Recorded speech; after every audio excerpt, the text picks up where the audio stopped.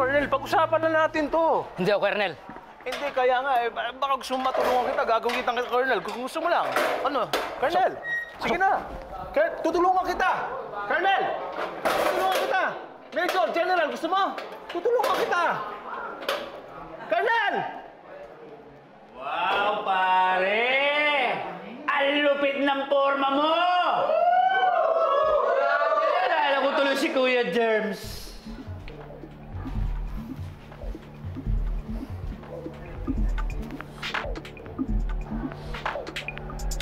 Bossing? Pepe! Bossing! Bossing! Ganito ba ginagawa niya sa bagong masa ng bar? Kinukulong! Pepe. Pinapaalam ko yung mga nagreklamo sa akin na may white label ring daw ako eh. Nagbakasyon kasi yung abogado ko eh. Punyemas. Bossing, hindi kayo talaga dapat magtagal dito eh.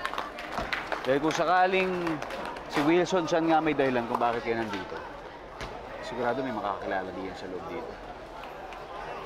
Alam mo, Pepe, mas maganda siguro eh, dumistansya ka muna sa akin.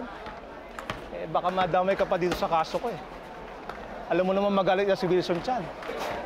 Ultimong lamok ng kaaway niya rin. Alam mo, Bossing, kilala ako ng tao ni Wilson Chan.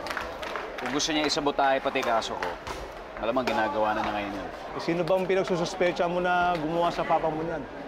Noong gabing umuwi kasi ako sa birthday ni Papa. May naabutan kasi ako sa loob ng kwarto ko.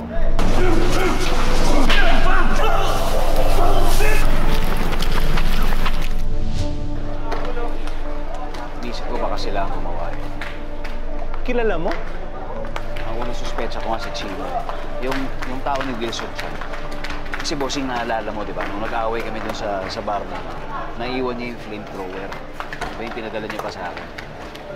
Kaya ang kaso, nung nakita naman namin si Papa nung nawala ng buhay dun sa loob ng kwarto, ito pa rin naman yung flamethrower. Hindi naman nila ginala. Yung Aling Adelita, yung aming kapitana, siya yung pinaka-solid na suspect ko ngayon. Kasi inisip ko, bakit naman siya gagawa ng kwento eh? Wala naman siyang pinalaman sa pagkamatay at saka sa kaso ni Papa.